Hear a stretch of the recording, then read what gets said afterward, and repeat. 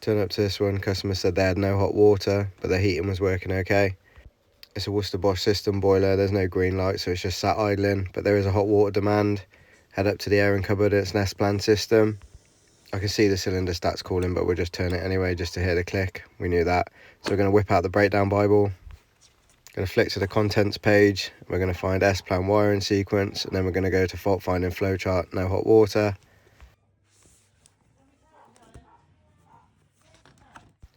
And we're just going to go through the chart. So is the programmer and display on? We knew it was. Check to make sure it was cooling. We've checked all that. The boiler wasn't displaying a fault code, so we're going to head to the wiring center.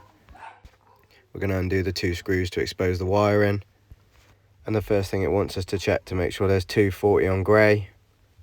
So once we've located the cable that we want, we're going to do earth to grey and we're getting 240. So the next step is there 240 on brown. Yes, we're getting 240 on brown.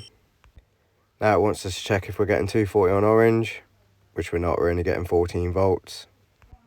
So that's telling us we need to replace the zone valve. I carry these as van stock. So we're going to flick the power off because you don't want to end up with spiky hair. Undo that screw, take the lid off. Then we're going to locate the 2 securing screws. There's one there, there's one diagonally to that. Undo both of those.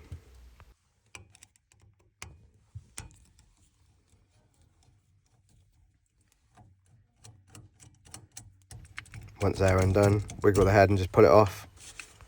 Now we're going to get a little spanner and just check to make sure that the mechanism inside spins freely, which it does. So for the new valve, we're going to motor it open and lock it on. Just makes it easier when we put the new one on. The same again, undo the head. Disconnect it from the body. Line the new body up. Put it into place. Pops on. Do the screws up.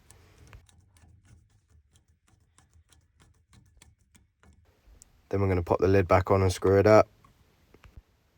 I cut the old cable going in and then I'll literally replace cable for cable. That way you don't get it mixed up. As you can see there, I've only got 2 left to do. With that all wired in, make it all nice and neat. We're going to turn the power back on. Still calling for a demand. We're just going to check out the boiler.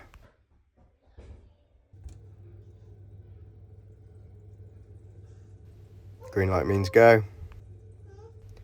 Just to prove up in the airing cupboard, we're getting 240 on orange now, which we didn't have before. That orange is the cable that goes down to fire the boiler for a demand, which is why we had a green light. So that's all good. Close that away. And that's another one done. Happy days.